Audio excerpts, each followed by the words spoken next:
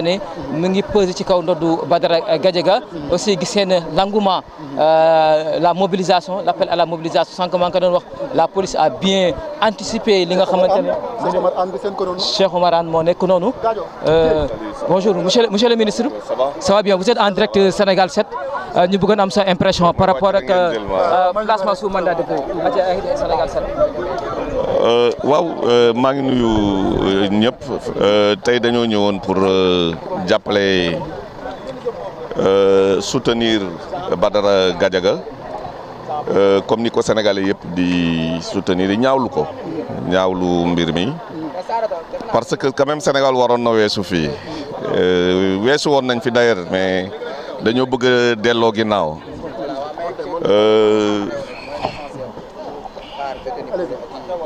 dañoo bëgg delloo ginnaaw mais defe naa mënuñu ko parce que li ñu am nit ñi dañ ko xeex bañ ko commencé xeex nag yàgg na bien avant les indépendances ba am système démocratique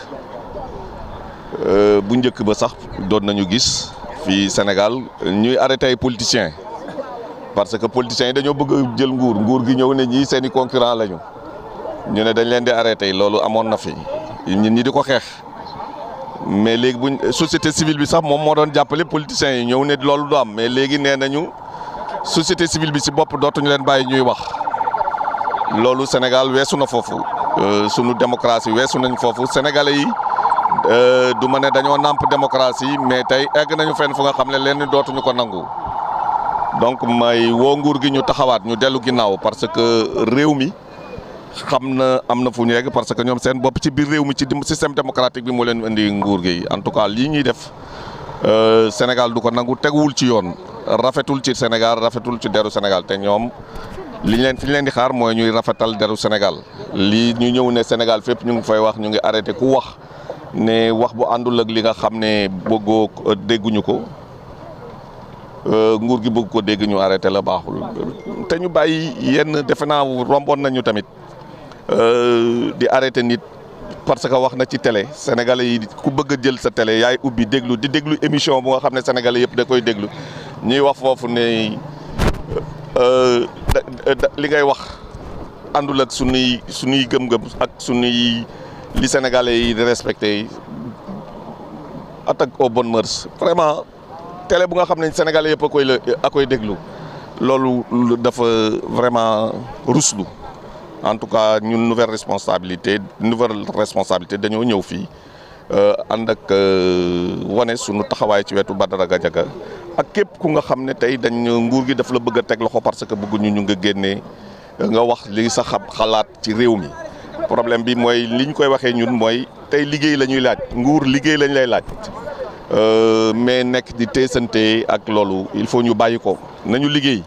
te teesante bi ñuy indi ak xale détourné sénégalais yi ci li ñu leen di laaj ay résultats lañ leen di laaj loolu defe naa il faut ñu def ci attention ñu taxaw liggéey parce que tamit bu ñu liggéeyul loolu moo gën a garaaw ci ñoom c'est pas que lii opposants yi wax mbaa yi société civile bi wax moo gën a garaaw mais ñàkk résultat moo gën a bon ci nguur nañ dem liggéey yi pour que Sénégal jëm avancer loolu laa ci bëggoon wax en tout cas ñun waa nouvelle responsabilité ñu ngi koy ñaawlu ci nu mu gënee dëgëre nu mu gën a yaatoo te ñuy laajte tamit ñëpp na Sénégalais yëpp nañ ci taxaw tamit pour que lii génn ci réew mi loolu laa ci bëggoon a wax. Oui, vous savez, hein, ce qu'on est en train de constater là, nous considérons que le Sénégalais avait dépassé cela depuis longtemps. On s'est battu pendant longtemps pour avoir l'un des meilleurs systèmes démocratiques de ce pays-là. Ça, ce sont des Sénégalais qui se sont battus. Oui, on a la lutte pour le pouvoir, c'est vrai. Quand on s'oppose, on doit s'opposer dans un cadre bien défini. Mais les gens, on ne peut pas empêcher aux gens de parler, d'analyser la situation, de parler de ce que les Sénégalais vivent. Le débat politique ne peut pas être régenté par un régime. On ne peut pas orienter. Je sais qu'au Sénégal, on a eu dans le passé une volonté réelle de quelques régimes de museler l'opposition. Bon, c'était toujours dans des batailles politiques. Mais maintenant, ce qu'on constate, c'est beaucoup plus grave, c'est beaucoup plus dangereux, beaucoup plus pernicieux. Parce qu'il s'agit tout simplement d'empêcher à ceux qui à tout le monde de s'exprimer sur les questions qui intéressent les Sénégalais. On empêche à la société civile, qui était un rempart ici, qui a défendu toutes les oppositions, qui se battait pour les libertés démocratiques. Aujourd'hui, on leur dit de ne plus se battre pour les libertés démocratiques. Cela veut dire que tout est fait pour qu'il n'y ait qu'un seul pouvoir. D'ailleurs, dans le discours, on a voulu nous imposer au Sénégal un parti-État. Ça, c'est un recul fondamental et ça ne passera pas. Ça passera pas. Les Sénégalais vont se dresser et vont dire non. Aujourd'hui, c'est que je pense que c'est un acquis définitif, la liberté d'expression au Sénégal. On arrêtera tout le monde, mais le dispositif est là. Les gens parleront à travers les radios, à travers les médias. Et pour cela, je pense que le régime devrait vraiment veiller à ce que respecter les Sénégalais, les droits des Sénégalais.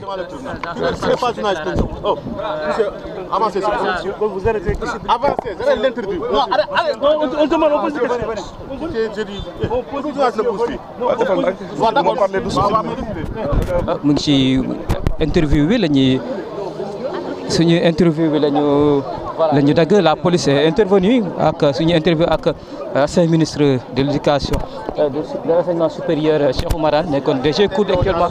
La police dak ñu ngi ñëwaat. mi ngi ñëwaat dagg nañu léegi nii la police moo ñu dagg nii en direct suñu intervention mi ngi noonu effectivement. Bon, ce constat, incident. Oui, bon, c'est un incident, bon, peut-être c'est une dérive autoritaire, comme il faut le dire, mais ça passera pas. Ça passera pas. Nous avons, quand on s'engageait dans la politique, on s'est engagé pour mourir. Au début des années 70, le régime était tel que quand vous étiez dans l'opposition, vous risquiez votre vie.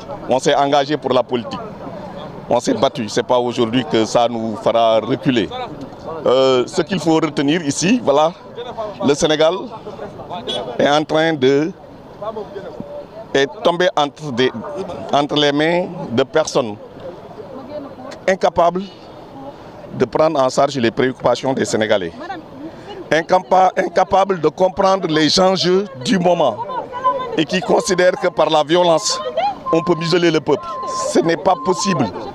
On ne muselera pas le peuple. Ce n'est pas possible, c'est inacceptable. Et on se dressera comme il se fera et on verra à ce que Badara Gadiaga retrouve la liberté. On se battra pour qu'il retrouve la liberté.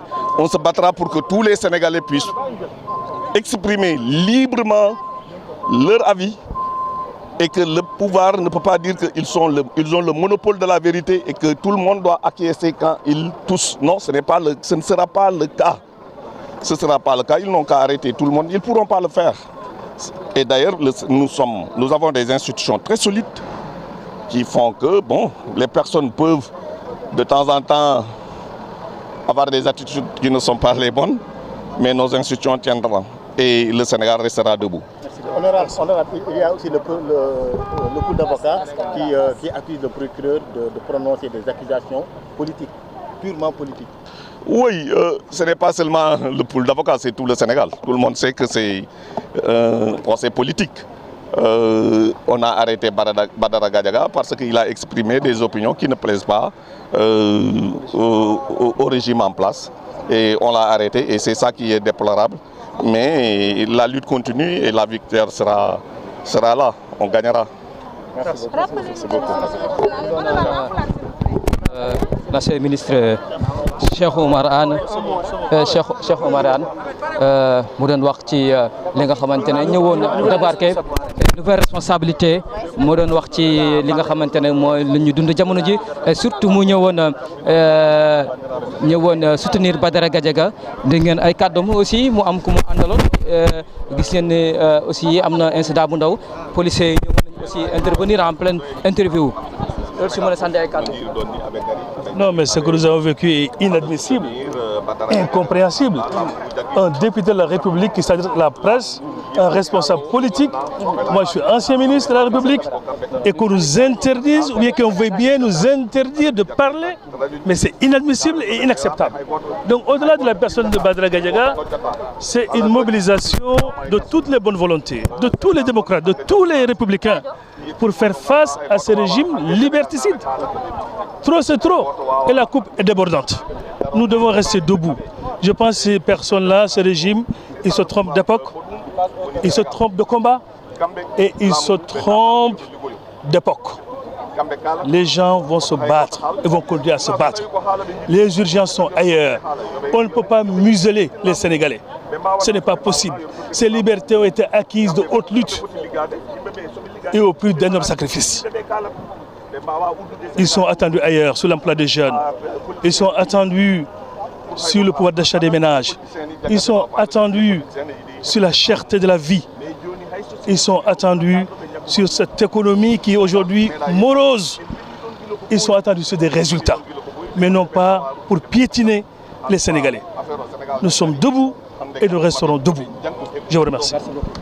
Nous sommes debout et nous resterons debout. Moi, ay cadre ñi nga xamantene ñëw nañ fi moy Sarr bu nouvelle responsabilité avec l'ancien ministre aussi honorable Cheikh Oumar Anne dégg ngeen seen cadre rek nous resterons debout lépp li nga xamantene rek combat bi laaj nañ ko ñoom dinañ ci def seen wàll ngir le respect des libertés.